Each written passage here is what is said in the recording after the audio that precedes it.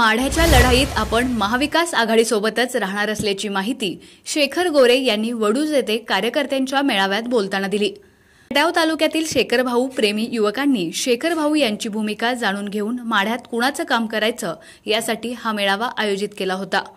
यावेळी बोलताना गोरे यांनी विद्यमान आमदार जयकुमार गोरे आणि भाजपचे उमेदवार रणजितसिंह निंबाळकर यांच्यावर जोरदार टीकास्त्र सोडलं। गेल्या लोकसभा निवडणुकीत आम्ही रणजितसिंह निंबाळकर यांच्यासोबत राहिलो, मात्र निंबाळकरांनी आमचा कधीच विचार केला नाही।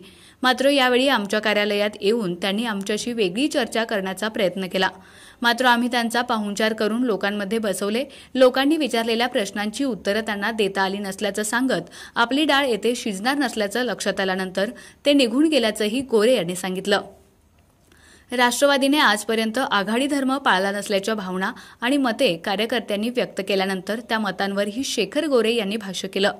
शरद पवारांसोबत झालेल्या भेटीचा उहापोह करत त्यांनी सकारात्मक चर्चा झाल्याचं सांगत आपले मुद्दे त्यांनी मान्य केल्याचं सांगितलं। या एकंदरीत विषयावर शरद पवार आणि उद्धव ठाकरे हे योग्य मार्ग काढतील। राष्ट्रवादीचा आणि आपला राजकीय शत्रू जयकुमार गोरे आणि रणजितसिंह निंबाळकर असल्यानं आपण महाविकास आघाडीसोबतच राहणार असल्याचं ठाम मत गोरे यांनी व्यक्त करून कार्यकर्त्यांना कामाला लागण्याच्या सूचना दिल्या। रणजित निंबाळकर बंटी तर जयकुमार गोरे बबली, जयकुमार गोरे आणि रणजित निंबाळकर हे लोकांना आपण केलेल्या कामाचा मोठेपणा सांगत सर्वत्र फिरतायत, मात्र तळागाळातील वस्तुस्थिती वेगळी आहे। रणजित निंबाळकर हे जयकुमार गोरेंच्या बळावर निवडून येण्याची स्वप्न बघत आहेत। यावर दोघांच्या एकत्रीकरणाला शेखर गोरे यांनी रणजित निंबाळकर हे बंटी तर जयकुमार गोरे हे बबली असल्याची उपरोधिक उपमा दिली।